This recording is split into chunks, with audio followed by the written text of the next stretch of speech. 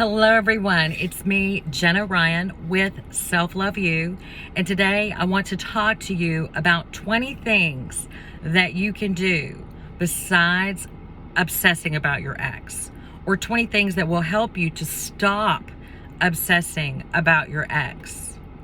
I used to have a condition and it was called love addiction, and I would become addicted to the person that I was in love with.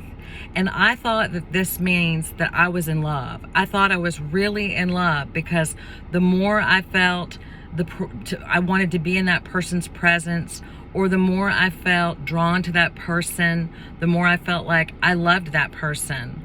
But what I found was that that was not love at all.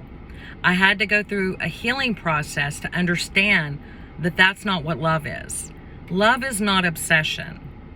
So if you are experiencing obsession with your ex, this is not love. This is a signal to you that there's some healing that needs to go on within your heart. Some type of healing needs to occur. Some type of awakening. When you're delving into any type of addiction, it means there's a part of yourself that you're hiding from. There's a truth that you can't bear to hear. There's things that you don't want to look at and you just want to hide from them, and so you pursue your addiction. In the case that we're talking about now, we're talking about addiction to a person. And this is where you become obsessed with another person.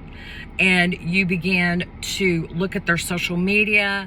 You begin to watch what they're doing. You might text them and beg them to come back to you. Or you may text them with bad things about themselves to try to hurt them. Or whatever you do. You may talk bad about them, whatever. But it is an obsession. And so we're going to talk about 20 things to do to break the obsession, because that should be your ultimate goal. A lot of people may think, if I could just get my ex back, or if I could just get my ex to see that I'm valuable, that I would feel better. But the truth is you're not going to feel better when you get this person back. And really, you're stuck in a rut that is self-defeating, and it's really robbing you of the beauty of life today. And you can't experience life today if you're constantly obsessing about this person. No person is worth your obsession. If you're obsessing, then that means that there's a problem. So the first thing is to be aware and to admit to yourself, I have an obsession with this person and it needs to stop. I need to do something within myself to heal myself so that I don't feel so compelled to go on this person's Facebook or to stalk them online. I feel okay and good and of myself, and I know I'm going to be okay. So awareness that you are obsessed is number one. Number two is begin to get healing whatever way is necessary. If that means going to counseling, going to therapy, reading books, really pursue healing for this obsession. And tell yourself, I have an obsession, and then be very bold about sharing that with your trusted counselors and say, hey, help me with this obsession. Help me to figure out why my insides, why my emotions are being so drawn to this third party. Because that is not healthy. It's toxic. It's toxic for you to be obsessed. Number three, stop demonizing your ex. Stop demonizing.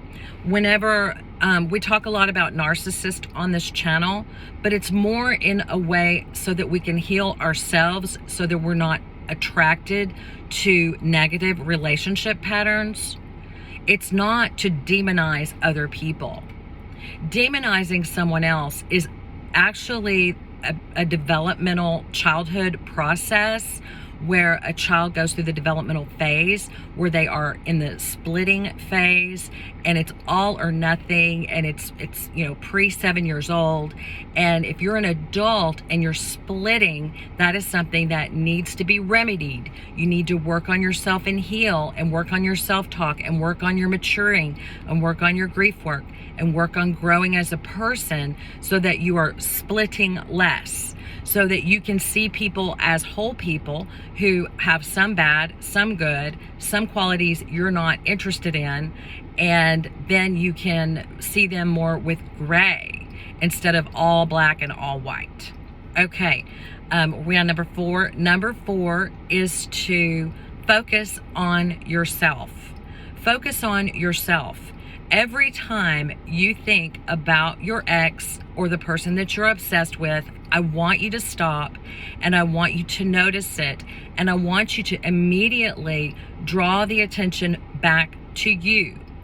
Now, this may be unique. You may not be used to focusing on yourself, but if you will try every time you feel obsessed about your ex, that you will say, hey, what am I running from? What am I hiding from within? What do I want to accomplish here? What is my mind trying to do? Because your mind, when you're obsessed, you're in a loop, and you're going loop-de-loop-de-loop, and you're in a rut, and it's kind of like a tire in the mud, and it's just going round and round and round, and it's not going forward. And forward is where you really need to be if you want to improve your life. Number 5 is do things to move forward in your life, whatever it takes. Even if all you can do is barely, get out of the house and go meet people, hang out with friends, even if it doesn't feel comfortable, go ahead and do it anyway. Feel the discomfort, recognize the discomfort, but go ahead and do things that are good for you. And this includes meeting with new friends, meeting with old friends, meeting with family, talking to counselors, reading books, working out, going for a long walk, being in nature, taking a trip, maybe learning a new skill. All of these can be part of the things you can do, the 20 things that you can do to stop obsessing about your ex. Okay, number 6, you can just block them on social media and make a deal with yourself not to go to their social media. Stay away, because every time you go, it is not helping. It's keeping you in a rut. It's sabotaging your life, and it's stealing and robbing from you every time you go and look at their life and see that they are, in a relationship now and they're happy, and then you're obsessing about their new girlfriend or their new boyfriend and looking them up and then comparing yourself and just making yourself feel worse. So block them on social media, and if you accidentally look at their social media, forgive yourself, but get right back on track right after you do it, and do that less and less each day, and you will notice that you start to feel better and less obsessed. Number 7, what you're going to do to stop being obsessed is you are going to seek God. You're going to ask God's help. Ask God and say, God, please help me. I feel helpless for this feeling, for this overwhelming urge, for this impulse to reach out to this person or to lash out at this person. Help me to no longer feel the desire. Take away the desire. And as you pray, God will hear your prayers, and God will help you to get free from the bondage of obsession. Okay? And number 7, start to see the value of who you are. Start to make lists about why you are a valuable person. You are a great person. You do not need someone else to complete you. You are enough all by yourself. You do not need another person. Write down a list of why you are valuable. Number 8, realize that what you're wanting from this person doesn't exist. You are chasing after fantasy.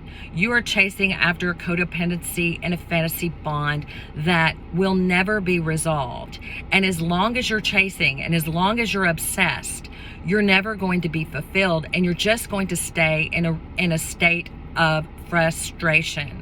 Because when you have broken up, when a relationship is over, you have to get strong and you have to love yourself enough to walk away from things that are no longer good for you.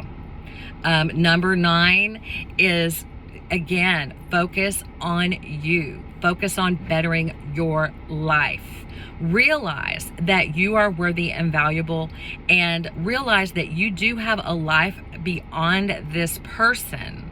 Even if you think that that person was the greatest person in the world and you're never going to meet another person like them, and that's everything you wanted in a person, and you feel very tunnel vision, very childlike thinking, like you can't see anything but that person, realize that that is just your mind playing tricks on you. That if you will open your eyes and see the whole world instead of being childlike with a myopic view, if you'll open your eyes and see the broad scope of the world, that you will begin to see that yes, you will have other relationships. Yes, you will have other chances. You will have other opportunities. And this person is not the only person on the planet. There are thousands of people on the planet. There are other people that may make you obsessed. There are other people, you can move on, you can move forward, and there's others out there. Number 10 is that yes, you can move forward. You can move forward and you can take what you learned from this relationship and use it in the future. It will teach you what you don't want, teach you what you do want. That's what relationships are about. That's what dating is about. Sometimes relationships end and they don't work out. That doesn't mean it's your last chance. That means it was practice for the real thing. It doesn't mean your life is over. It doesn't mean you'll never be able to move forward. No, it's the opposite. You know, it means you can move forward and learn from this. And now you know a little bit more about yourself. And so that would bring me to number 11. Start practicing gratitude. Practice gratitude for the things that you learned in the relationship. Practice gratitude for the relationship itself, even if it was negative, even if you got hurt, even if they left you, even if they cheated. I don't care what they did. They taught you a lesson. And that lesson you get to take with you for the rest of your life. And whenever we have interactions with people, we learn and we grow. So be grateful. Be grateful that this happened. Be grateful for everything, because gratitude is an attitude that will bring more goodness your way. Number 12, again, raise your vibration, raise your faith, raise your expectation of the future and of your life. Turn up the thermometer and start really becoming ambitious about your own life. Instead of idolizing and idealizing another person and another person's life, why don't you work on your life? Your life is valuable. You are valuable. And just like that other person whom you think is the greatest thing in the world is, living their best life and doing their thing, you can too. This is not all over for you. You have got to get out of the victim mentality and the negative core beliefs. You've got to believe that you can get out. You got to believe in yourself enough to take a step forward, to walk away from that person and towards yourself. Find out what pieces you lost.